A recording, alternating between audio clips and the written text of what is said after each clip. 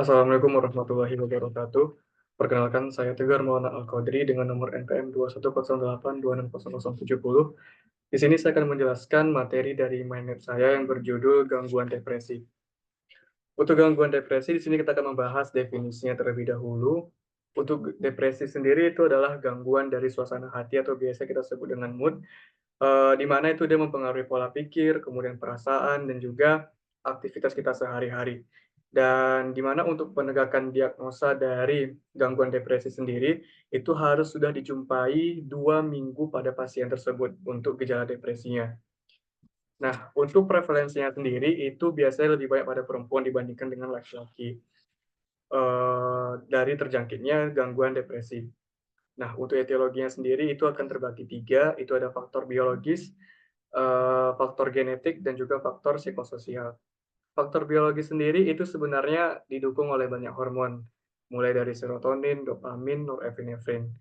Namun kalau misalnya untuk yang di gangguan depresi itu sendiri, itu yang akan memberikan dampak yang cukup besar terhadap terjadinya depresi itu adalah dari hormon serotonin itu sendiri.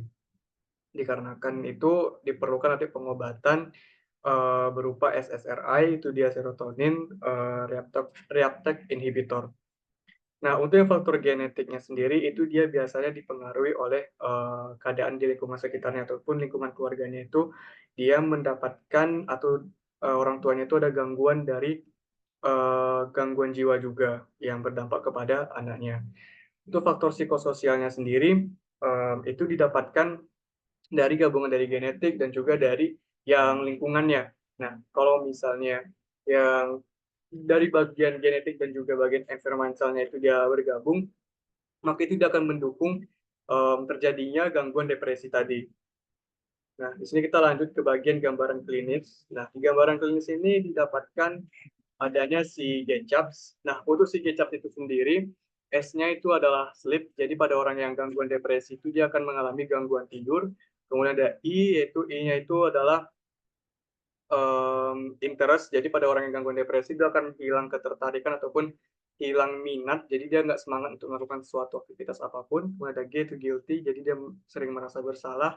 Kemudian ada yang E energi. Jadi dia sering merasa lemas, kurang bertenaga untuk melakukan aktivitas-aktivitasnya. Kemudian ada yang C itu concentration.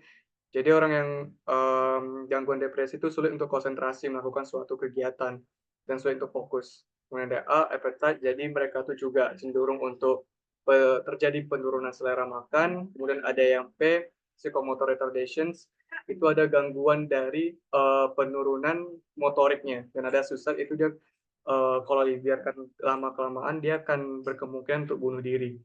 Nah, pada gangguan depresi sendiri itu dapatkan dua gejala. Itu ada gejala utama dan juga gejala tambahan. Nah, kalau misalnya gejala utama itu dia terdiri dari mood depresif, kemudian ada kehilangan minat, dan juga ada berkurangnya energi. Itu ya untuk yang tiga utamanya, ada mood depresif, kehilangan minat, dan juga penurunan energi.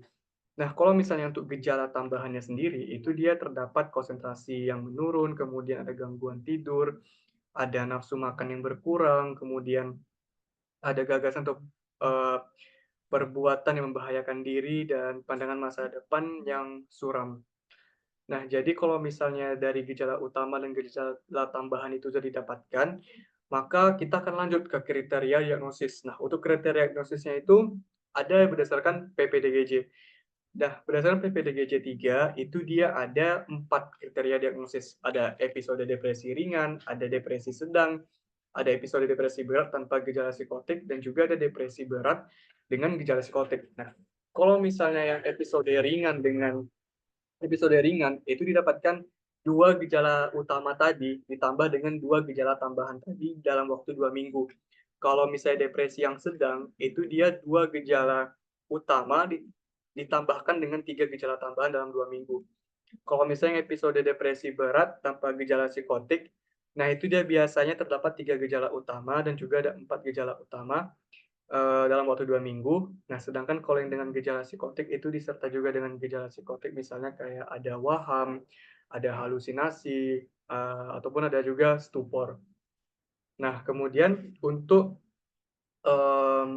terapinya sendiri itu ada 2, sebenarnya ada terapi farmako dan non farmakologi.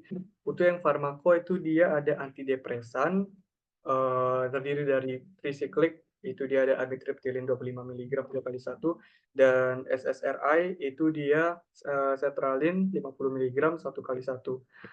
SSRI ini berfungsi untuk sebagai selective serotonin reuptake inhibitor, jadi dia itu untuk menghambat bagian reuptake dari serotoninnya. Dan untuk bagian antidepresan itu sendiri juga memiliki fungsi itu dia untuk menghambat penghancuran oleh enzim monoamin oksidase tadi. Nah, kalau misalnya udah dilakukan pemberian pengobatan tadi pada pasien gejala dengan gangguan depresi tadi, ada 3 tahapan dalam masa pemberian obat, ada fase akut, fase continuation, sama fase maintenance. Jadi kalau yang akut itu dia biasanya 6 sampai 8 minggu diawali dengan pertama kali keluhan gejala pasien, ada continuations itu dia sekitar dari 4 sampai 6 bulan untuk melihat stabilisasi dari dosisnya, dan fase maintenance itu 1 tahun penggunaan obatnya untuk melihat, apakah dapat pengurangan atau tidak, dengan rutinitas minum obatnya juga. Kemudian ada non farmako atau ada psikoterapi, ada terapi interpersonal itu dia CBT, kemudian ada terapi kognitif behavior, itu dia bisa dilakukan dengan berfokus pada pemikiran pasien terhadap pikiran negatifnya dan juga perasaan bersalah yang dia dapatkan, atau rasional dan juga pesimis dari pasiennya tadi. Nah, mungkin untuk gangguan depresi itu sekian dari penjelasannya, dan untuk referensinya di sini ada 3 cantuman referensi. Mungkin sekian dari saya, apabila ada salah kata mohon maaf, saya Tegar Muhammad Al-Qadri mohon undur diri. Assalamualaikum warahmatullahi wabarakatuh.